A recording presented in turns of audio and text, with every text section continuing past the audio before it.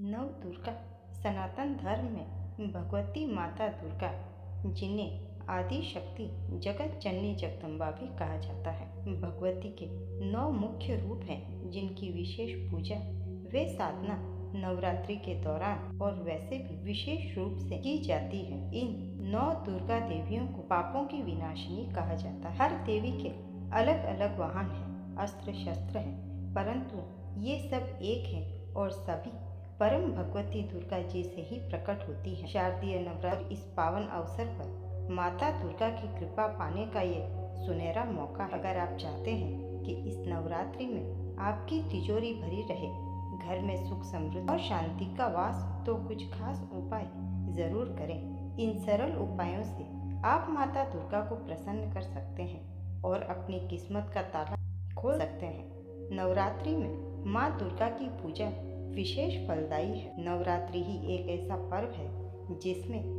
महाकाली, महालक्ष्मी और माँ सरस्वती की साधना करके जीवन को सार्थक किया जा सकता है। शारदीय नवरात्रि के दौरान 9 दिनों तक माता दुर्गा के 9 रूपों की विशेष पूजा अर्चना की जाती है। इस दौरान भक्त अगर कुछ विशेष उपाय करते हैं तो माता दुर्गा प्रसन्न होकर उन्हें आशीर्वाद प्रदान करती है। इससे न सिर्फ उनका भाग्य बदल सकता है, बल्कि घर में सुख समृद्धि भी आती है। वास्तु शास्त्र के अनुसार त्योहारों के दौरान मुख्य द्वार पर तोरण लगाना बेहद शुभ माना जाता है। मुख्य द्वार पर आम के पत्तों का गुच्छा रखें, इससे घर में समृद्धि, उन्नति और खुशहाली आती है। आम की पत्तियां देवी लक्ष्मी से जुड़ी हैं, जो अच्छे स्वास्थ्य और धन को आमंत्रित करती हैं। नवरात्रि में ये बहुत ही शुभ मानी जाती है। नवरात्रि में यदि माँ दुर्गा की कृपा पाना चाहते हैं तो घर के मुख्य द्वार पर माँ लक्ष्मी के पैरों के चिन्ह बनाएं। ऐसा करने से माता रानी प्रसन्न होकर घर में प्रवेश करती हैं और धन दौलत में वृद्धि होती है। इन दिनों भूल से भी तामसिक भोजन नहीं करना चाहिए। जितना हो सके साफ सफाई रखकर घर को पवित्र रखना चाहिए। इससे साल भर माता की कृपा बरसती रहेगी। नवरात्रि के दौरान घर के मुख्य द्वार पर पूर्व या उत्तर दिशा में स्वास्तिक बनाएं।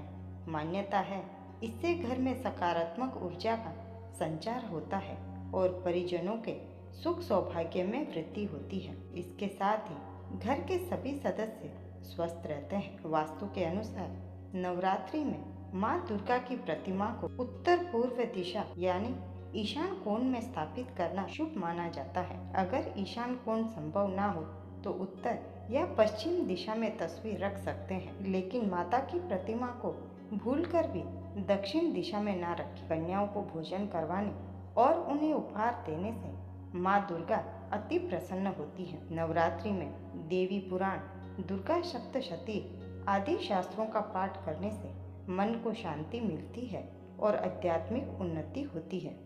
इसके साथ ही माँ दुर्गा की पूजा करते समय घी का दीपक जलाएं और लाल रंग के फूल, नारियल चढ़ाएं।